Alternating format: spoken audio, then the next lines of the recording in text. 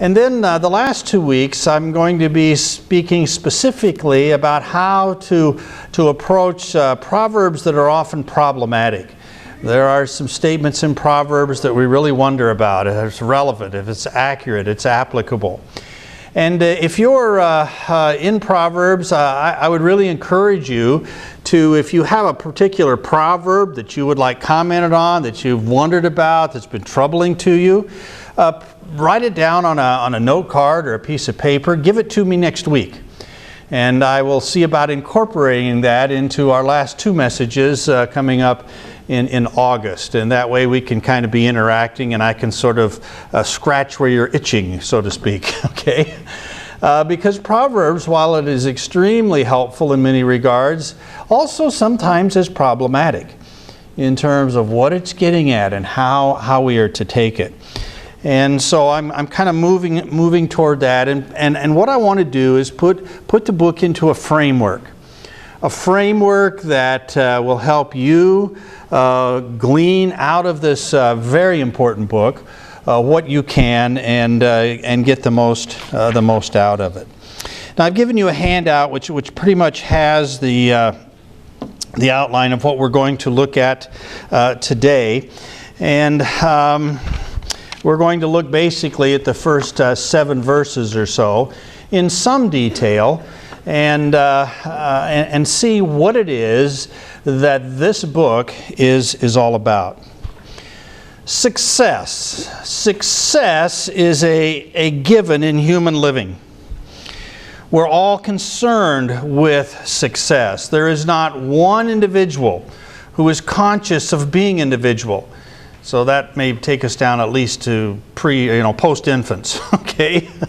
Once a child becomes conscious of being something and learning and striving and doing, success becomes an issue. A 6-year-old trying to learn to write, seeing the letters on the board and tracing the letters, and then learning to put those letters together into words.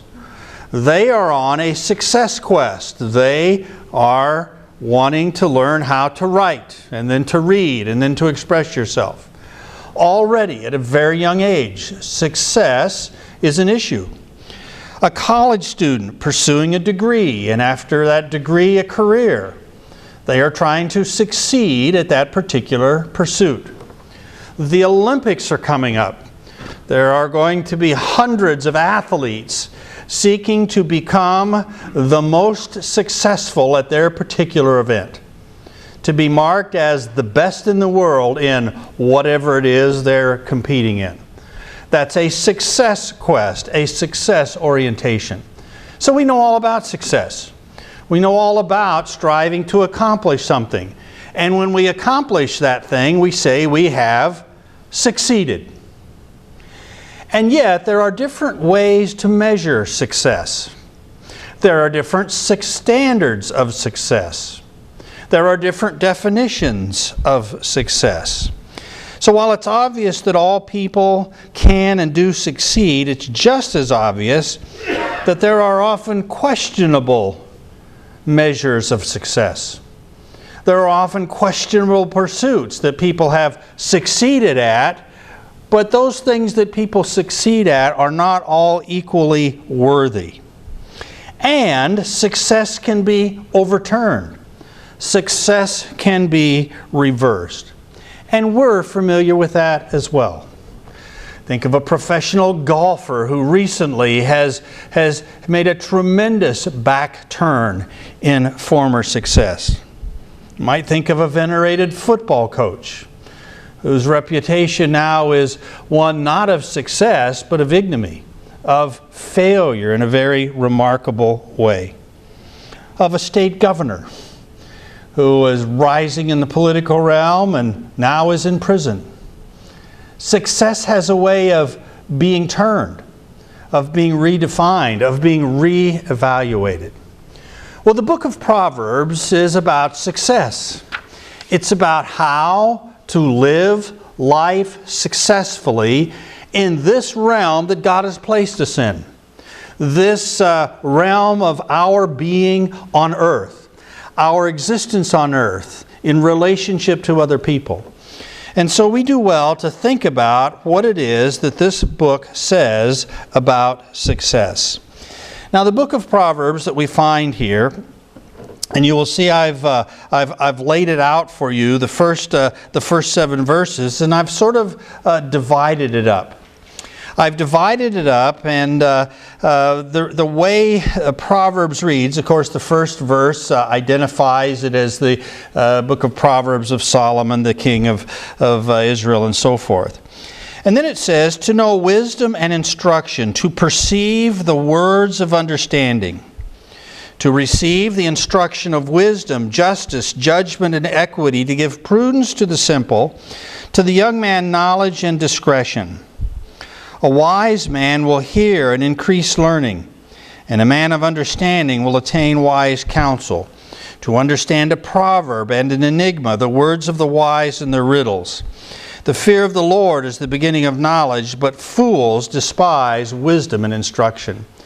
Now you'll notice that the first verse of the introduction, or of the first verse of after the introduction of Solomon, is to know wisdom instruction and to perceive the words of understanding. These are the dual purposes of the book of Proverbs. You will notice in the outline that the first purpose is moral skill and mental discernment. The second purpose on the back of the sheet is to acquire mental discernment. Those two purposes are laid out in the very first statement. To know wisdom and instruction, that's the first purpose. The second is to perceive the words of understanding. And then this introduction seeks to develop each of those statements.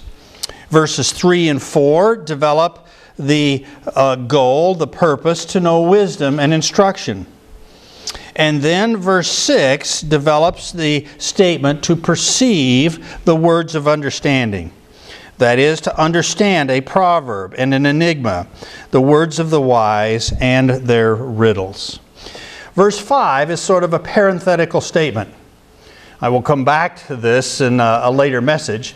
But basically what verse 5 tells us is that one must never, ever give up on the pursuit of what Proverbs says we ought to be pursuing. Because success in living is something that must be continually applied to and maintained under God's rule of life. So a wise man will hear and increase learning, and a man of understanding will attain wise counsel. Well, we're going to find next week that the emphasis of this book is motivating the young person. We might say the adolescent.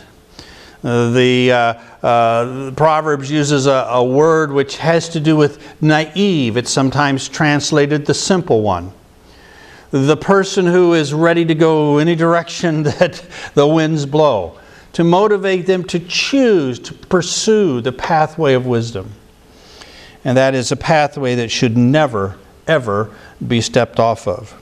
As Solomon is a negative example, is a powerful illustration of what happens when one does. And then verse 7 is really the motto. The fear of the Lord is the beginning of wisdom, but fools despise wisdom and instruction. So let's think for a moment about the first purpose of the book. Moral skill and mental discernment.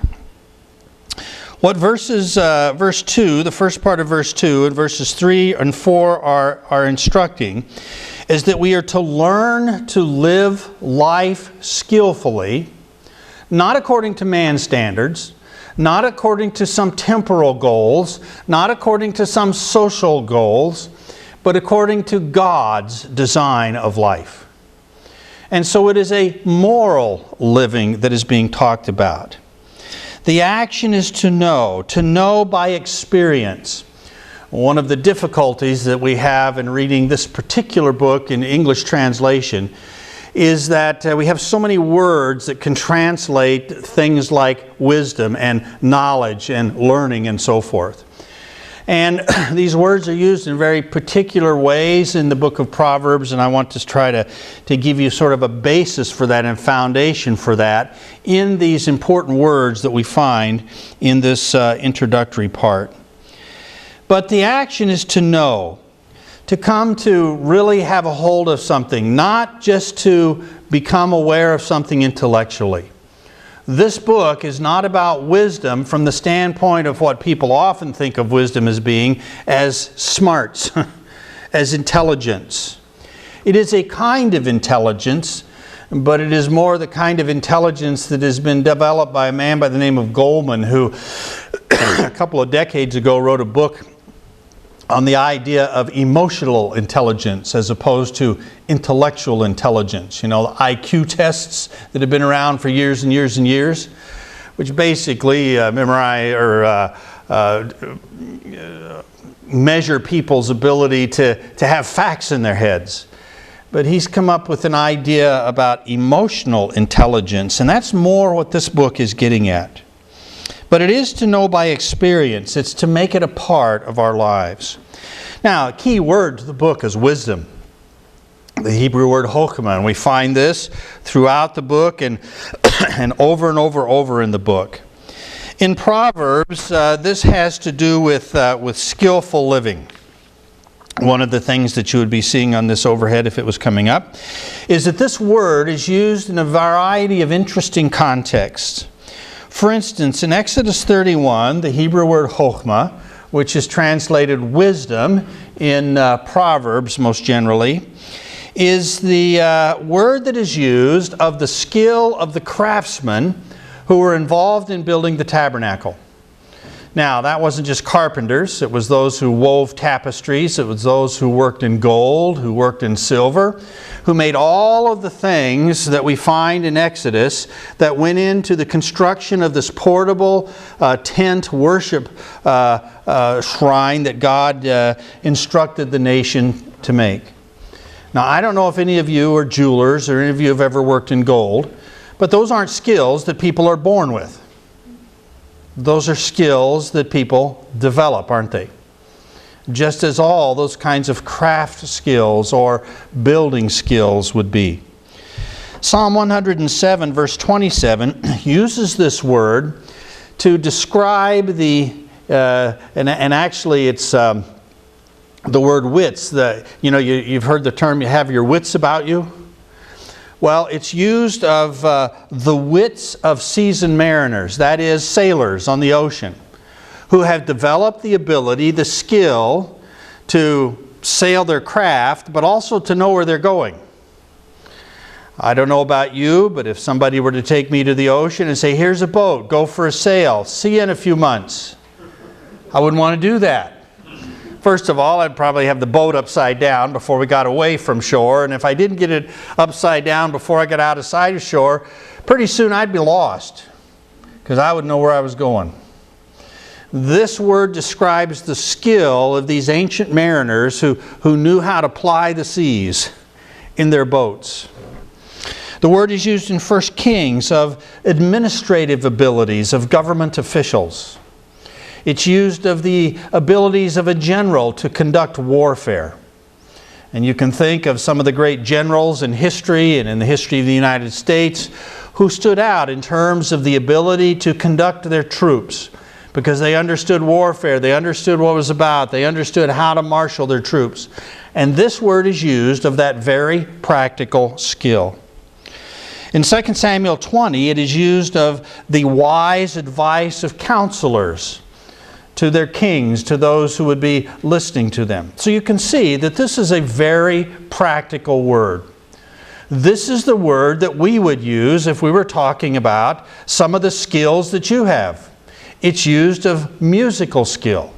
It's used of leadership skills. It's used of oratory skills. It's even used of the skills of professional mourners, those who would come to funerals and wail in certain ways. A skill that's learned.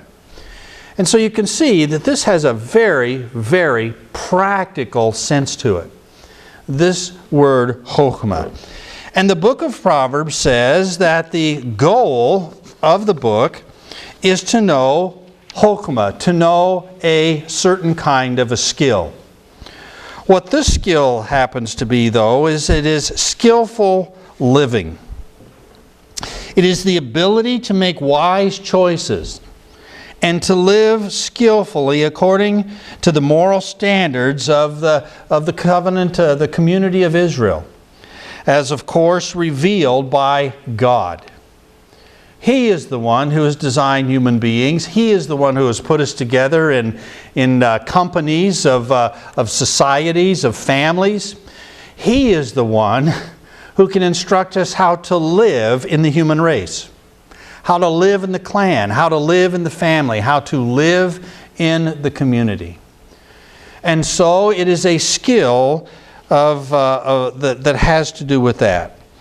The wise person, according to Proverbs, is the one who lives skillfully and thus produces things of lasting value to God and to community.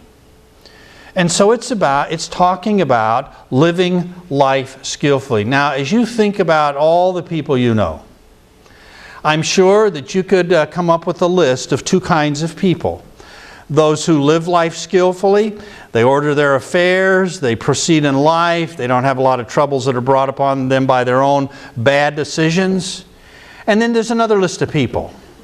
People that you know who just seem to do everything wrong. You know?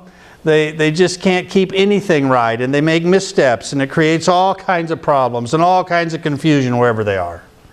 Well, that's what this book is talking about, is how to live life successfully as God designed it to be lived.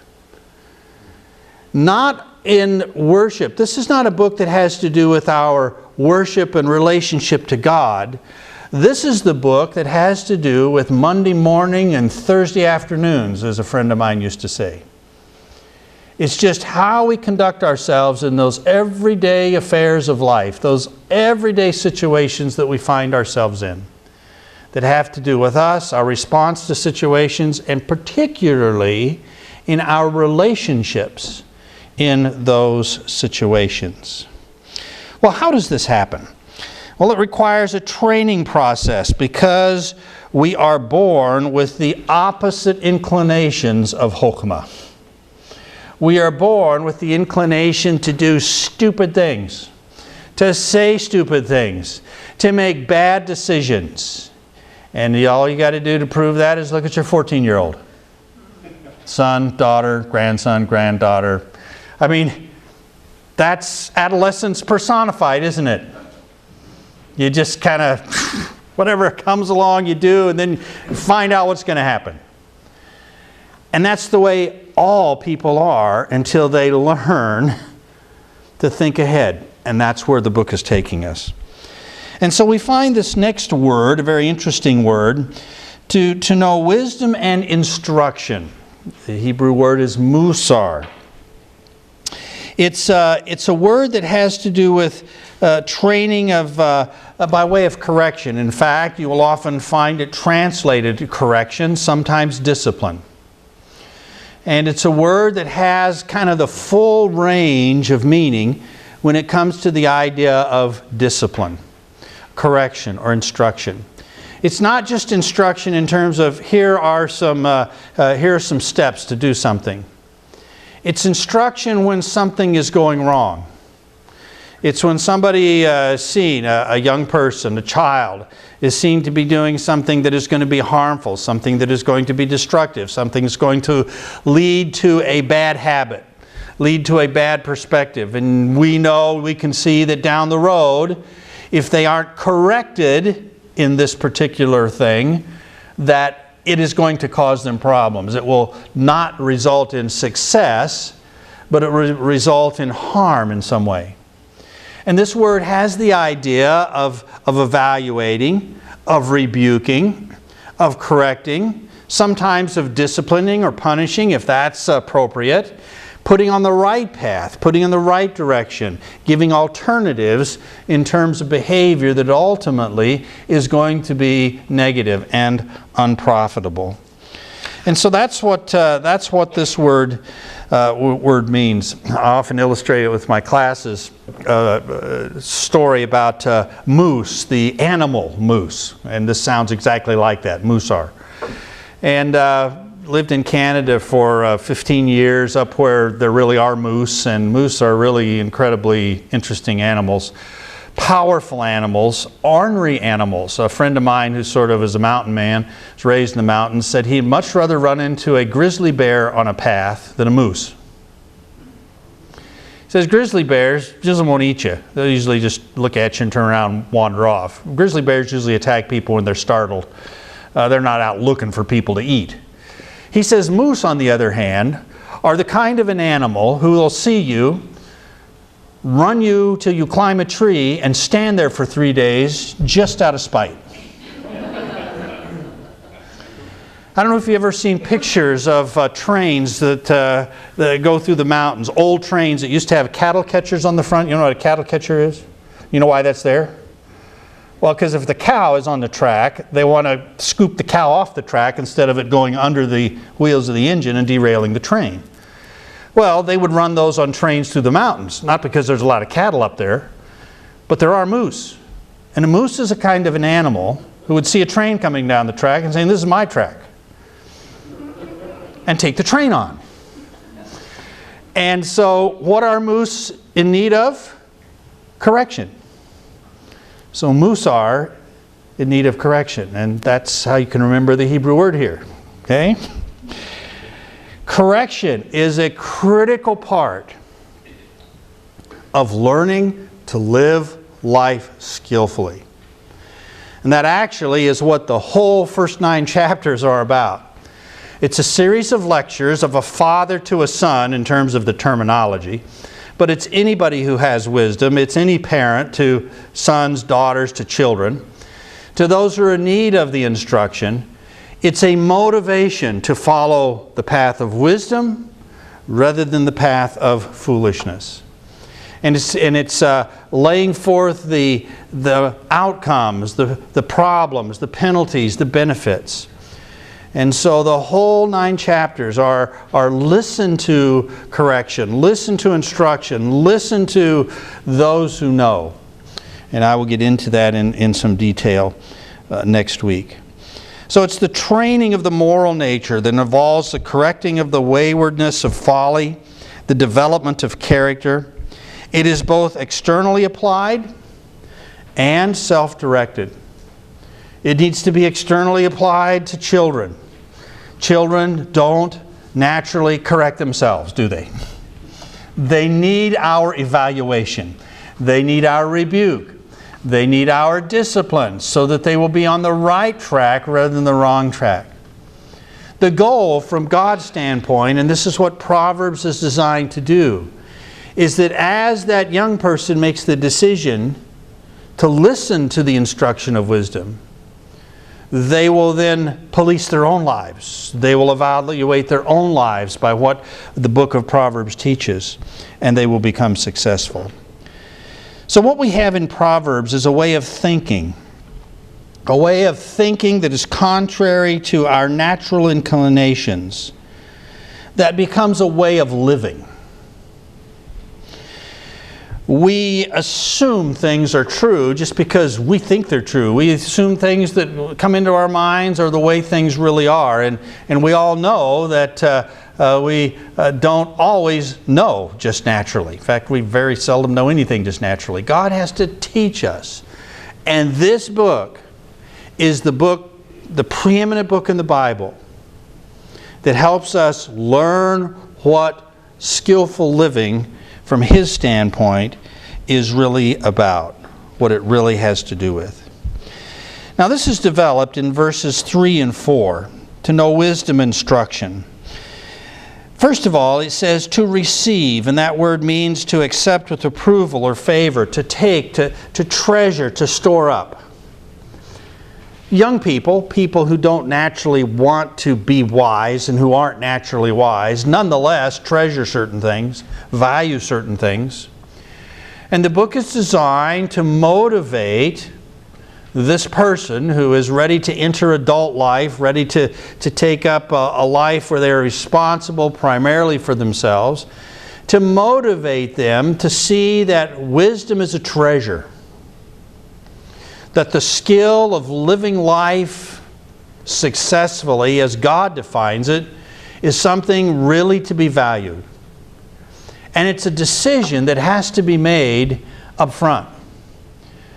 There are some thoughts and some cultures, even some religious traditions that basically say, well, the way a person is really going to learn the right way to live is just go and let them live the wrong way. Well, sometimes that works. It's called the school of hard knocks. Sometimes it doesn't. The book of Proverbs does not take that approach. The book of Proverbs does not say, become a fool, and then you will find out that being a fool is not the way to live, and then you will want to become wise. The book of Proverbs does not take that approach. The book of Proverbs takes the approach, choose to learn the way of wisdom. Do not go down the path of foolishness. And we'll see next week how that is developed. So it is that is the goal, to receive the instruction of wisdom. Now this is another set of words, both for wisdom and instruction. Musar is in here, but also it's something else. And this is a comprehensive educational program, a program that really has to do with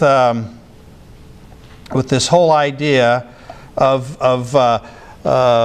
being instructed in the right ways. And the word, the older word, in fact it is here in the King James, to give prudence to the simple, to give prudence. We don't use the word prudence too much anymore. You might hear, don't be such a prude, and but the word prudence, if you act with prudence, it means you act appropriately. You act as the situation dictates. And this word is the ability to grasp the meanings and implications of a situation or a message, to size things up, to see what's really going on, to think ahead. It's the ability to understand practical matters and impersonal relations, and on the basis of that, to make beneficial decisions. The prudent person gives attention to a threatening situation, has insight into that situation, and acts decisively to affect success and life and to prevent failure and death. It's the opposite of the teenage boys who are standing around, nothing to do, and say, hey, I wonder what would happen if. You know, that's not the way to live. The book of Proverbs says, if you take my training course, if you commit yourself to the way of wisdom, you will come to the point where you will be able to think ahead. You will be able to imagine the outcomes of certain things, and therefore not want to do this, but to do this. You see how that's just the opposite of the school of hard knocks. And it means that it is possible to avoid much of the pain that we as young people inflict ourselves with as we're trying to grow up through trial and error. You see, this is saying that life does not have to be learned. The skill of living does not have to be learned through trial and error. Now it recognizes that no one will perfectly obey wisdom, and that therefore the musar will be necessitated. But it can be minimized to a great degree simply by choosing to listen to what Proverbs says. So when Proverbs says, don't speak like this, don't let your anger spew out all over the place, and a person takes that to heart and makes that their life goal, they're going to have a whole lot less problems in their personal relationships, right?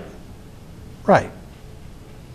And it's because the book of Proverbs, as the totality of it, is absorbed and begin to be put into practice, that will give people insight into eventualities, into contingencies, the ability to think ahead.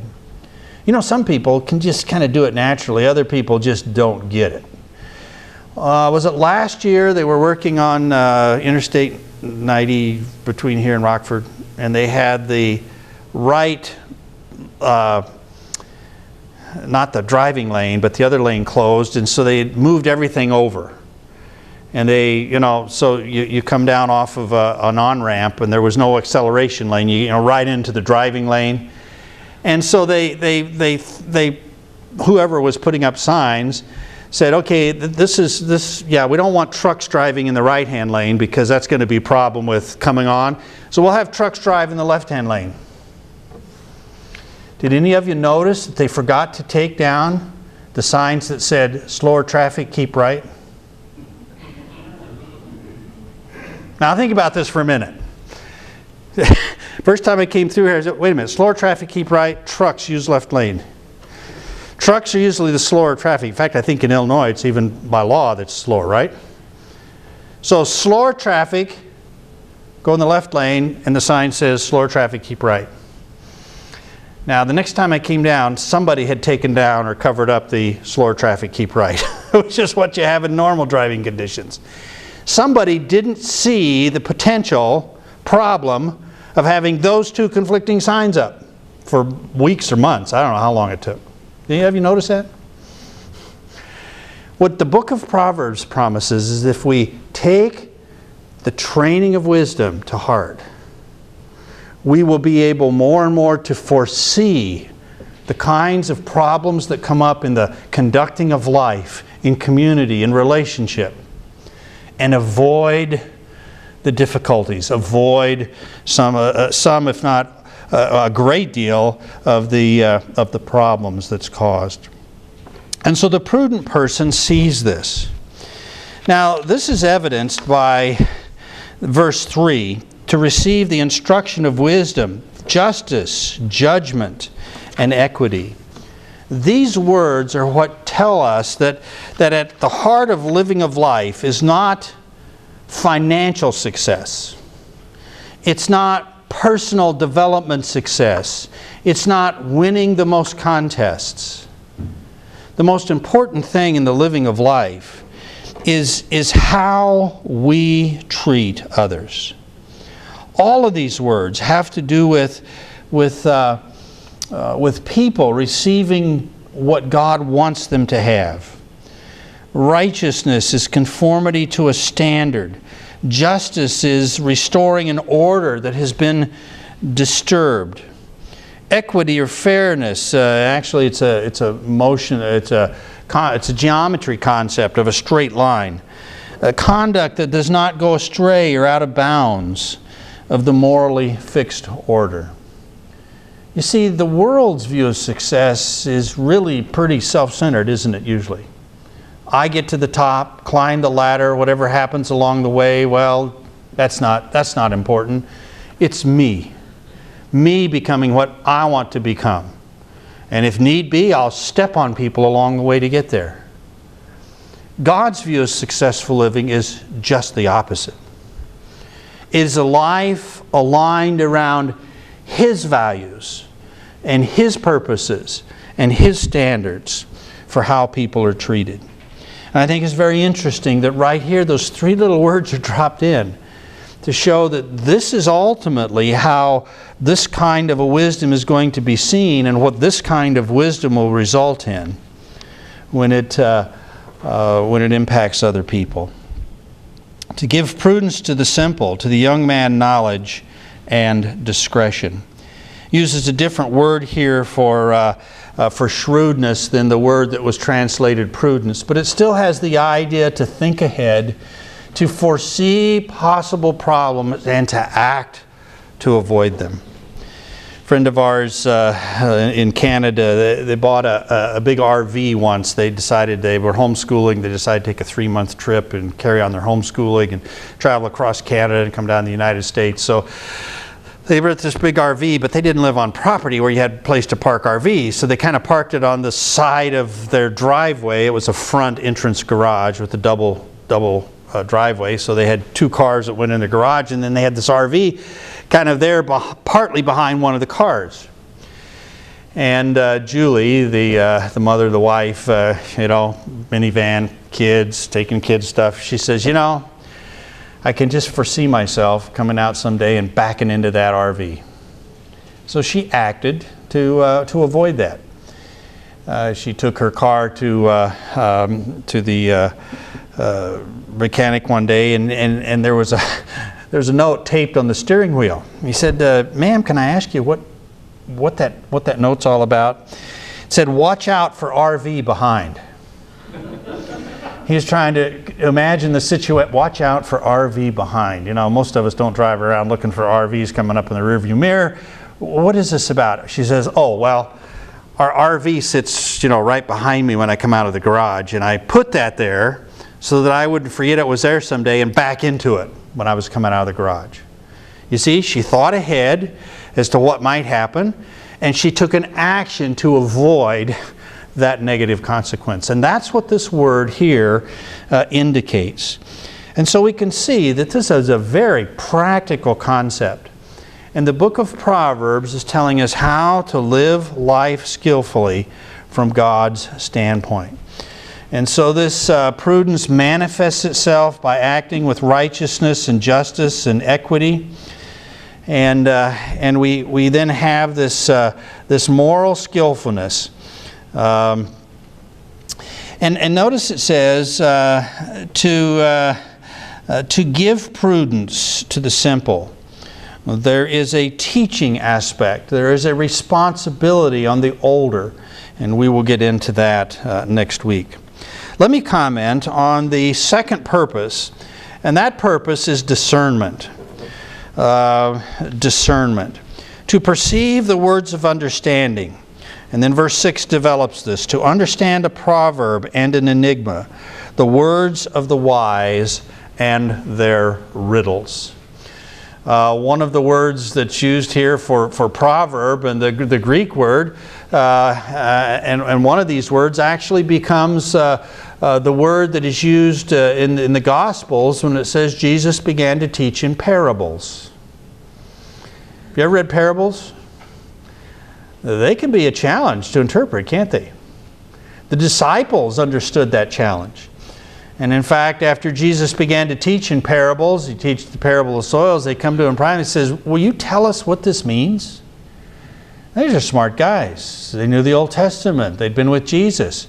But He again begins to teach in a way that had some vagueness to it, that had some cloudiness to it.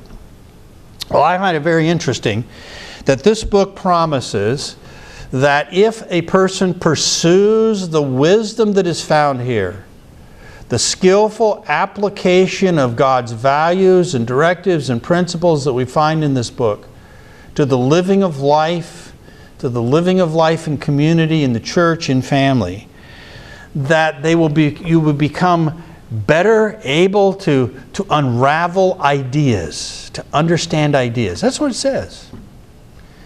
Now, I think we kind of just think, well, some people get those things and some people don't. But this promises that it is part of a skill that can be developed. And it makes sense, doesn't it? The more we understand God, the more we understand how He has built into the physical universe, and this is one of the themes of Proverbs. Go to the ant. What can I learn from the ant? Well, I can learn in industry. I can learn all kinds of things. And so Proverbs actually uses things that God has created the animals to be and do to teach us things about how we are to carry on our life. And the more I think about that, the more I'm thinking God's thoughts, the more I'm thinking from God's perspective, the more I'm in tune with these things like justice and judgment and equity. And if I'm thinking more like God, parables and riddles and enigmas that we sometimes find in Proverbs will become clearer. That just makes sense, doesn't it? And so we find these two purposes. One that has to do with skillful decision making as we understand how life is designed and how it is to be best lived. And one that has to do with just an understanding process. Now we find in the last statement of this book, the fear of the Lord is the beginning of knowledge, but fools despise wisdom and instruction. The interesting thing about Proverbs is that this type of this type of moral teaching, this type of activity is not isolated to Israel in the Old Testament world. We find the same sort of thing in Egypt. We find the same sort of thing in ancient Mesopotamia. People trying to teach their young people, their people who are coming into offices and official capacities, how it is to skillfully live life. We find the same kinds of things. But the difference in this is that this is God's instruction. That this is the instruction about life as He has created it to be lived. Community as He has created it to be conducted. Family as He has created it to function. And as we listen to these words which are given from the mouth of the sage, of the wise man, to the young, we are also hearing God.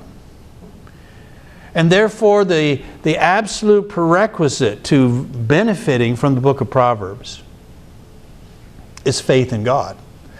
That's what the concept of the fear of the Lord is getting at. It's such an understanding of who He is that we are brought to our knees in worship, in adoration, in repentance when it is needed, that we trust God and we look to Him.